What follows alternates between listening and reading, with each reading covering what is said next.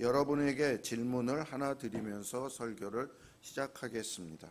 여러분이 이 세상을 떠나는 날 가장 아쉬워하고 가장 후회할 일이 무엇이겠습니까? 더 많이 돈을 벌지 못하는 것, 더 높은 지위에 올라가지 못하는 것, 더 많은 일을 이루지 못하는 것일까요? 아마 아닐 것입니다. 더 많이 사랑하지 못한 것, 그것이 가장 아쉬운 일이 되지 않을까요? 하버드 대학 병원에서 임종에 가까운 많은 사람들에게 이 질문을 해 보았습니다. 인생을 살면서 지금 가장 아쉬운 것이 무엇입니까? 그것은 이 대답이었습니다. 내가 좀 더 사랑하지 못한 것. 내가 사랑해야 될 사람들을 좀 더 사랑하지 못한 것이 가장 아쉽습니다. 사랑하는 아내, 남편, 자녀, 부모, 그리고 믿음의 형제들을 더 깊이 사랑하지 못한 것, 그것이 인생 끝에서 가장 아쉽고 가장 후회되는 일입니다 라고 했다고 합니다. 어느 목사님 아내의 이런 이야기가 있었습니다. 어느 날 식당에서 저녁 식사를 하며 창밖을 내다보는데 해가 뉘엿뉘엿지면서 어두움이 깔리기 시작했습니다. 그분은 갑자기 안타까운 마음이 들려와서 자문을 했습니다. 오늘 하루도 이렇게 지나는구나. 하나님 앞에서 정말 잘 살고 싶었는데. 그날 밤 그녀는 일기를 쓰면서 하나님께 기도했다고 합니다.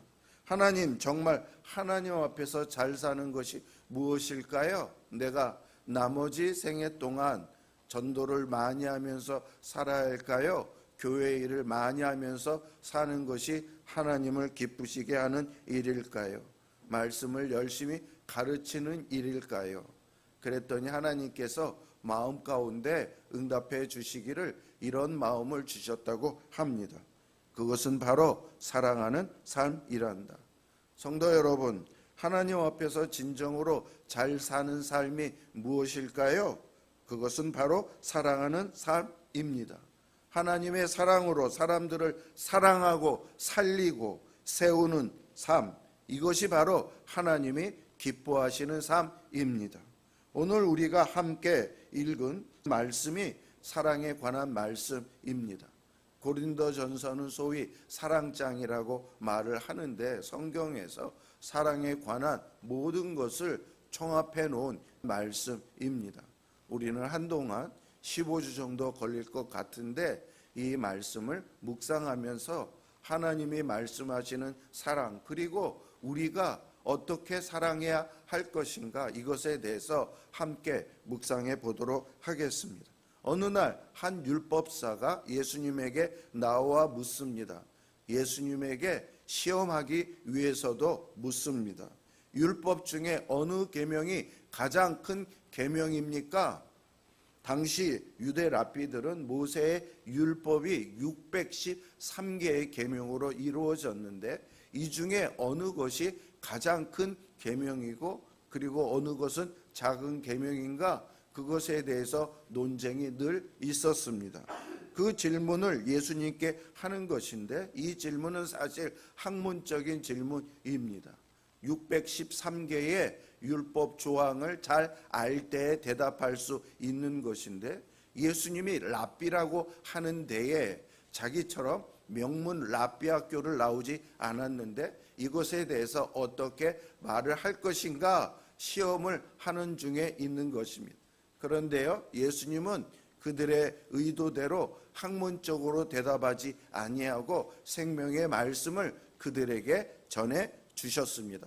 다 같이 저 말씀입니다. 시작. 내 마음을 다하고 목숨을 다하고 뜻을 다하여 주 너희 하나님을 사랑하라 하셨으니 이것이 크고 첫째 되는 계명이요 둘째도 그와 같으니 내 이웃을 내 자신같이 사랑하라 하셨으니 이 두 계명이 온 율법과 선지자의 강령이니라. 내 이 두 계명, 하나님을 사랑하고 이웃을 사랑하라는 이것이 모든 계명의 강령이다, 이렇게 말씀하셨습니다. 여러분, 저기서 강령이라는 말이 생소할 텐데요, 국어사전에 보면 강력이라는 말이 이렇게 나와 있습니다. 어떤 일에 으뜸이 되는 가장 큰 줄거리다라고 나와 있습니다.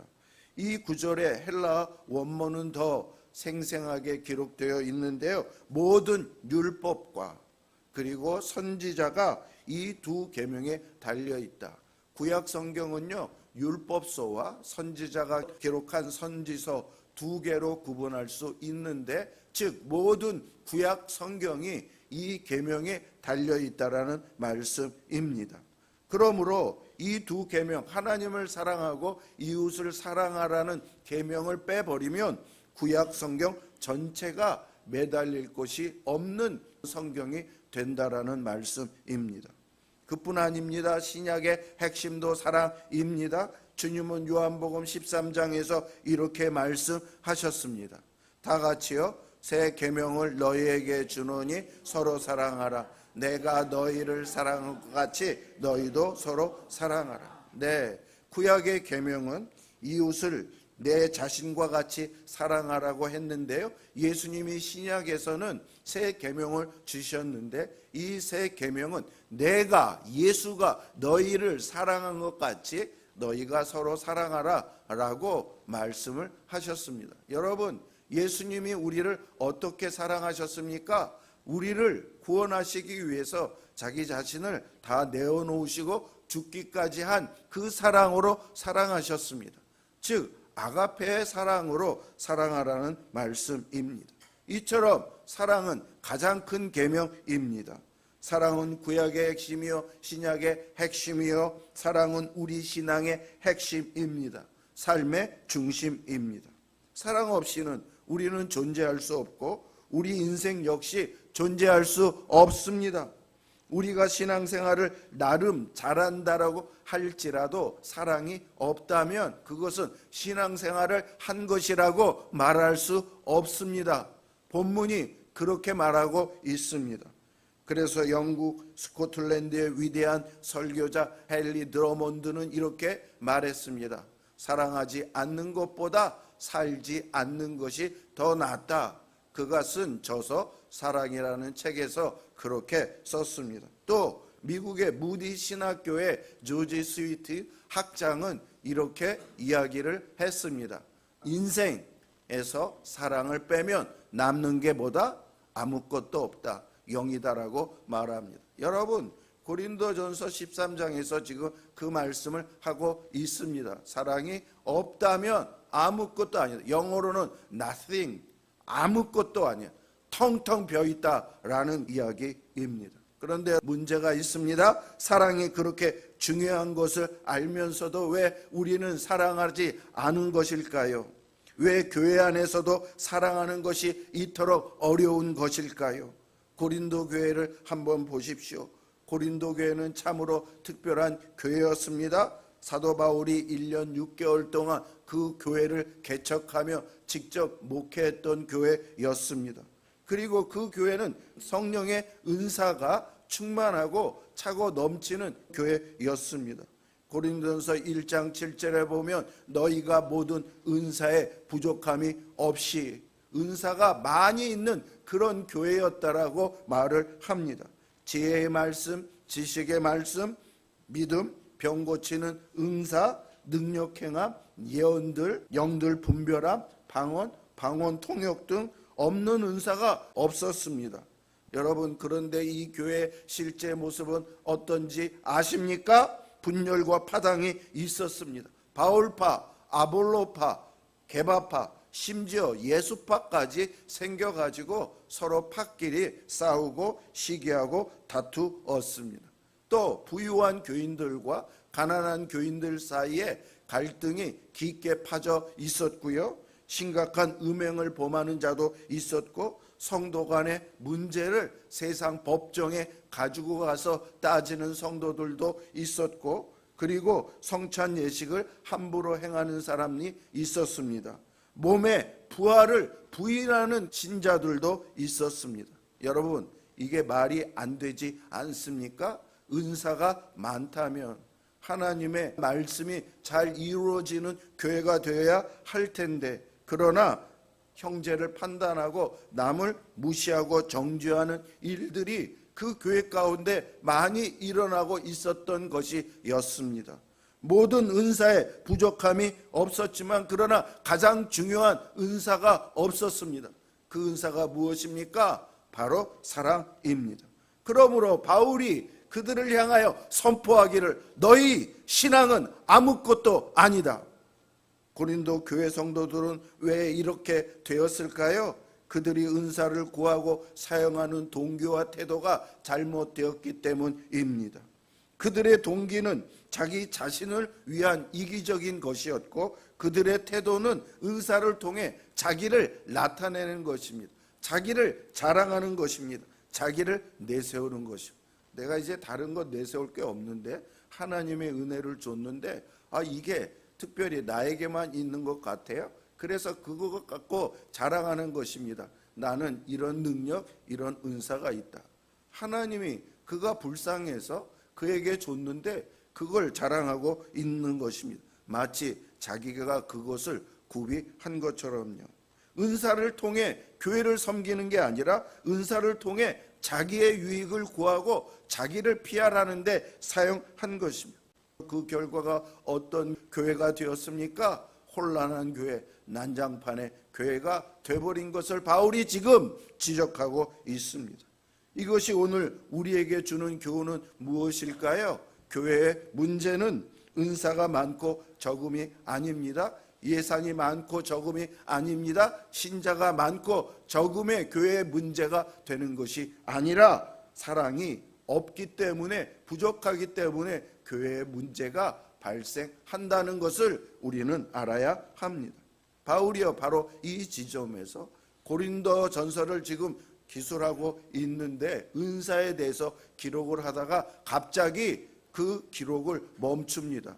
그리고 새로운 주제 사랑이라는 주제로 글을 13장에 쓰기 시작합니다. 바울이 왜 그렇게 했습니까? 은사가 아무리 많고 크게 행한다 할지라도 사랑이 없는 은사는 아무 의미가 없고 오히려 교회를 혼란하게 하기 때문에 그 은사 이전에 먼저 사랑을 알아야 되고 사랑이 가장 큰 은사라는 것을 깨달아 무엇보다도 사랑의 은사를 추구하라, 이러한 의도로 바울은 고린도전서 13장을 쓰기를 시작을 한 것입니다. 그래서 오늘 읽은 본문에 보면 12장 31절에 이렇게 말합니다. 다 같이요, 시작. 너희는 더욱 큰 은사를 사모하라. 내가 또한 제일 좋은 길을 너희에게 보이리라. 더욱 큰 은사가 뭡니까? 사랑입니다. 바로 사랑을 사모할 때에 내가 너희에게 사랑의 삶의 길을 가르쳐 주겠다라고 말합니다. 또 13장을 제일 마치면서 14장 1절에서 이런 뜻으로 기록을 했습니다. 사랑을 따라 은사를 구하라. 사랑을 따라 은사를 사용하라. 네, 사랑과 사랑을 양쪽에 놓고 가운데 사랑의 특징과 본질에 대해서 기술한 것이 고린도전서 13장입니다. 그렇다면 사랑이 없으면 어떻게 됩니까? 사도 바울은 고린도전서 13장 1절부터 3절까지 충격적인 선언을 합니다. 뭐라고 말했습니까? 내가 사랑의 방언과 천사의 말을 할지라도 사랑이 없으면 소리나는 구리와 울리는 꽹과리가 되고 내가 예언하는 능력이 있어 모든 비밀과 모든 지식을 알고 또 산을 옮길 만한 모든 믿음이 있을지라도 사랑이 없으면 내가 아무것도 아니요 내게 있는 모든 것으로 구제하고 또 내 몸을 불사르게 내어줄지라도 사랑이 없으면 내게 아무 유익이 없느니라. 방언을 해도 예언을 해도 산은 옮길 만한 큰 믿음이 있다 할지라도 모든 재산을 가난한 사람들에게 나누어 주는 구제를 할지라도 심지어 불에 태워지는 순교를 당할지라도 사랑이 없으면 뭐요? nothing이라는 거예요. 아무것도 아니라는 거예요. 나에게도 유익이 없고 교회에게도 유익이 없고 오히려 사단에게 이용을 당하는 일만 일어나게 된다라고 말하는 것입니다. 충격적이지 않습니까? 저는요, 은사가 많다고 자기는 방언을 잘한다라고 이야기하는 성도를 만난 적이 있는데 근데 그에게서 사랑을 찾아볼 수가 없었습니다.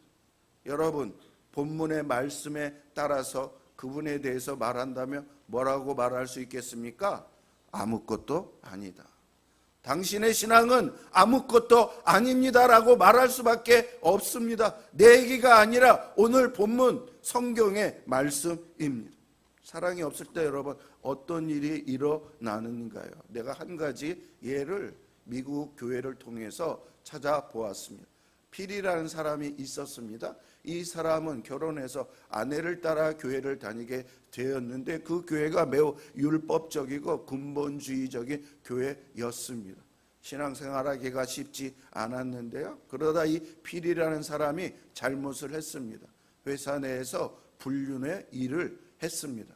그런데 그것이 드러났고요. 그것을 아내가 알게 되었습니다. 이 교회는 이런 일이 있으면 주일 예배 때 공개적으로 자기의 잘못을 토설하고 회개하는 일을 해야 했습니다. 아내는 자기의 남편이 이런 일을 했다고 교회의 위원회에 말을 했고요. 교회 위원회는 결정하기를 다음 주일에 당신의 죄를 교회 앞에서 교인들에게 얘기하고 회개해야 한다, 이렇게 말을 합니다. 이 필이라는 남자는 굉장히 괴로워했고요. 그런데 한편으로 내가 나의 잘못을 시인하고 회개하면 사람들이 나를 용서해주고 아내도 나를 용서해줌으로 내 마음이 편안할 수 있겠구나, 이런 생각을 했습니다. 주일이 되었습니다. 그는 자기의 죄를 자백하는 그 시간에 강대상에 올라가서 자기가 어떤 잘못을 했는지 자백을 하고 회개를 했습니다. 그런데 이 이야기를 마치고 난 다음에 성도들의 반응이 냉담합니다. 그의 잘못을 듣고 사람은 오히려 그를 모욕하고 냉담하게 생각하고 수치스럽게 생각하는 분위기가 팽배했습니다. 어느 교인도 와서 위로하거나 악수를 내밀거나 하는 성도가 없었고 심지어 자기의 아내마저도 그런 표정을 짓는 것입니다. 이 사람은 너무나 수치스럽고 너무나 모멸감을 느껴서 집에 와서 견딜 수가 없었습니다. 그러다 그는 그 다음날 아침 서랍에 있던 총을 들고 교회에 가서 자기가 서서 수치를 당했던 그 자리에서 방아쇠를 당겨서 스스로 생명을 끊고 말았습니다. 그 다음날 목사님이 와 보니까 그 사람이 교회에 총 맞아서 쓰러져 있는 것을 보게 되었습니다. 여러분, 사랑이 없는 교회에 일어난 현상이 바로 이 현상입니다. 성경은 뭐라고 말합니까? 죄를 회개하는 자에게는 그 죄를 용서해 주고 교회가 용납해 주고 그를 사랑으로 받아 주어야 된다라고 말씀하고 있습니다. 여러분, 하나님의 아담과 하와가 수치스러운 죄를 졌을 때 하나님은 가죽옷을 만들어서 그들의 수치스러운 부분을 가려줬습니다. 구속이라는 원래 뜻이 뭔지 아십니까? 예수 그리스도의 피로 덮는 것입니다. 우리는 얼마나 많은 죄를 졌습니까? 하나님 앞에 얼마나 부끄러운 일들을 많이 했습니까? 그러나 하나님은 예수 그리스도를 통해서 그 모든 것을 용서해 주시고 덮어 주셨습니다. 죄를 공개석상 자체에서 이렇게 말하게 하는 것도 잘못이고 그것을 말을 했는데 용납하지 않고 용서해 주지 않고 사랑해 주지 않는 그것은 그 교회는 실상 아무것도 아닌 교회였던 것이었습니다.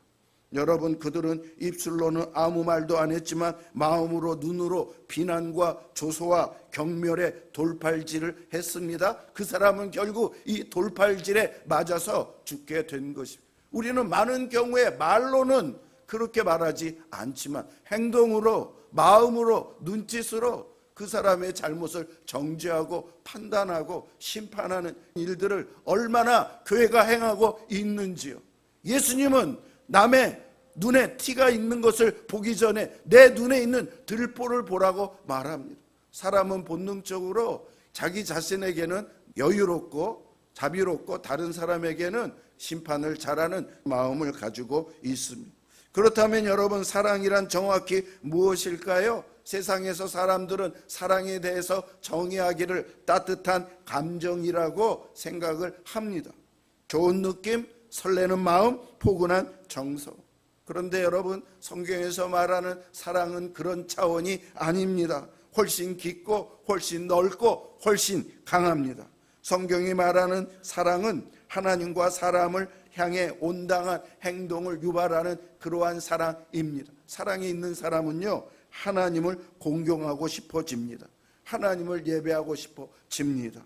하나님의 말씀에 따르고 싶고 하나님의 말씀이 좋습니다. 하나님 말씀이 꿀보다 더 달콤한 것으로 느껴져서 그 말씀을 섭취하고 말씀을 따르고 싶은, 그래서 아까 하나님의 첫 번째 계명이 하나님을 사랑하는 것이라고 말씀했습니다. 그 사랑이 이루어지면 곧 이와 같으니 둘째는 내 이웃을 내 몸과 같이 사랑하는 것. 진짜 사랑이 있으면 이웃을 품고 사랑하는 마음이 절로 우러나옵니다. 이웃의 고난에 함께 울고 이웃의 기쁨에 함께 기쁨을 나누어 주고 싶어 합니다.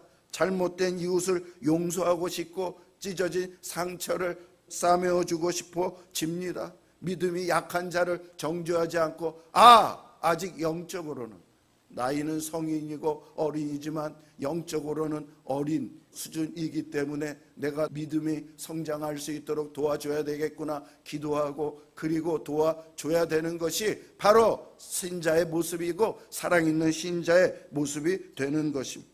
이것이 사랑입니다. 사랑은 모든 덕행의 근원이요 셈이 되는 것입니다.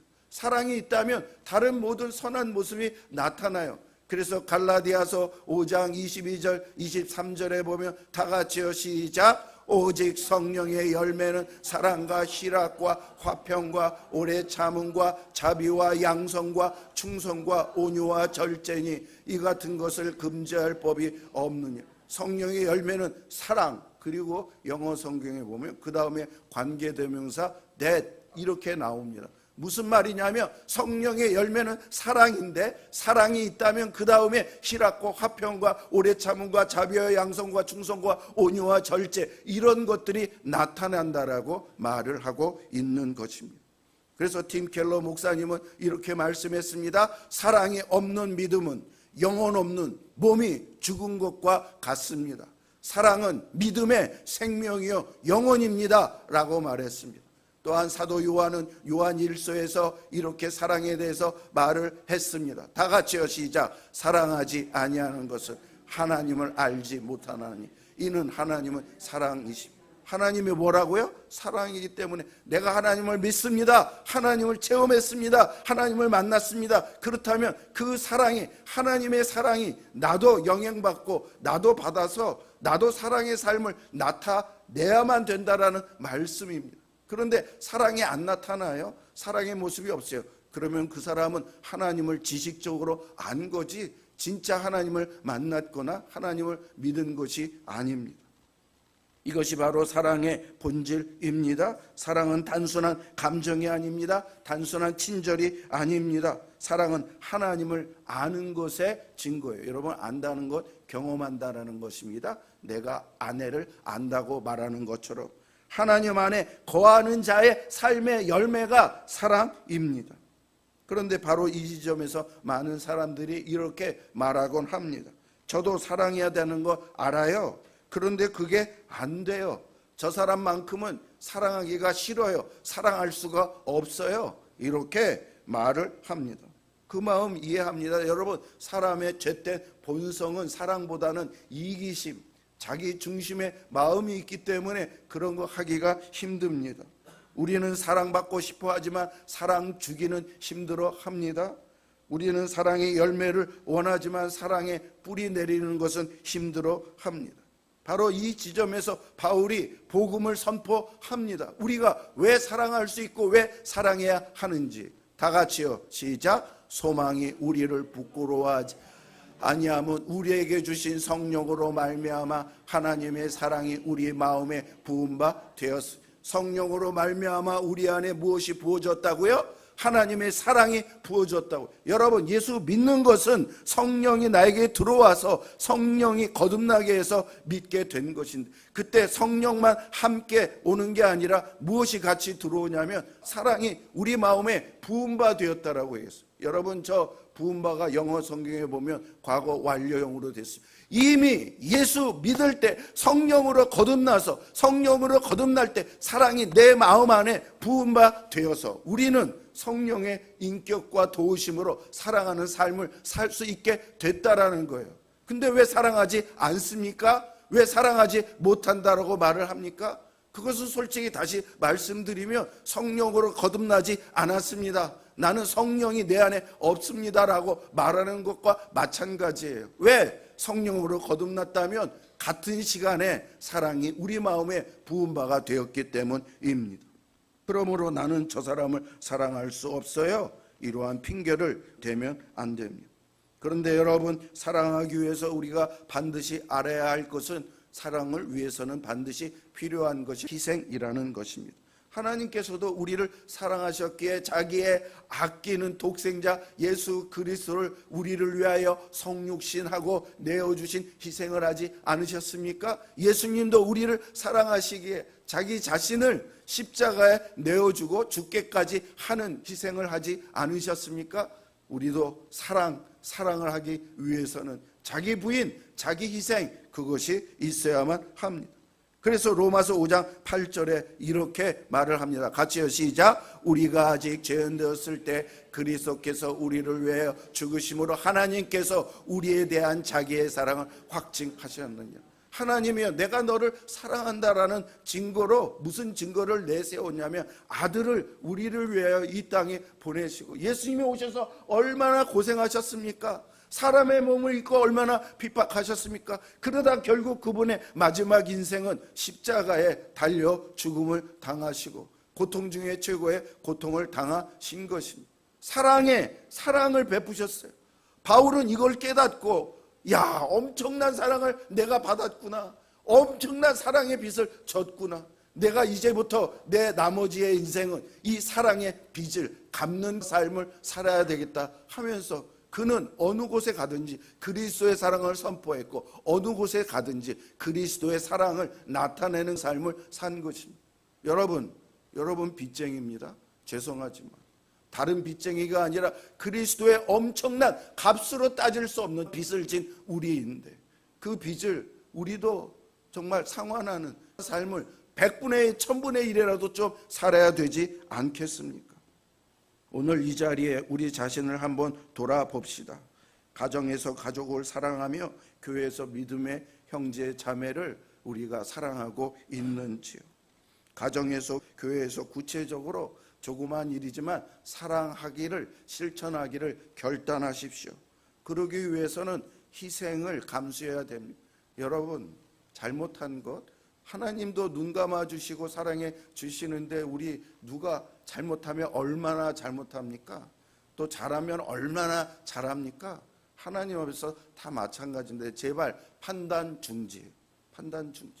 그냥 기도하시고 그냥 그것을 감수하시고, 이 교회는 용광로가 되어서 모든 것이 녹여지고 하나가 되는 그런 교회가 되기를 저는 간절히 소원합니다. 미움과 다툼과 불평이, 원망이 사라지고 서로 포용하고 용서하고 용납하고 붙잡아주는 사랑의 공동체. 여러분, 그런 공동체가 아니면 교회는 존재의 의미가 없습니다. 여러분, 왜 미움을 받으려고, 왜 정죄하려고, 왜 싸우려고 수고하면서 교회 오십니까? 다른 데 가서 얼마든지 그 일을 할 수 있지 않습니까? 사랑이 우리 교회 정체입니다.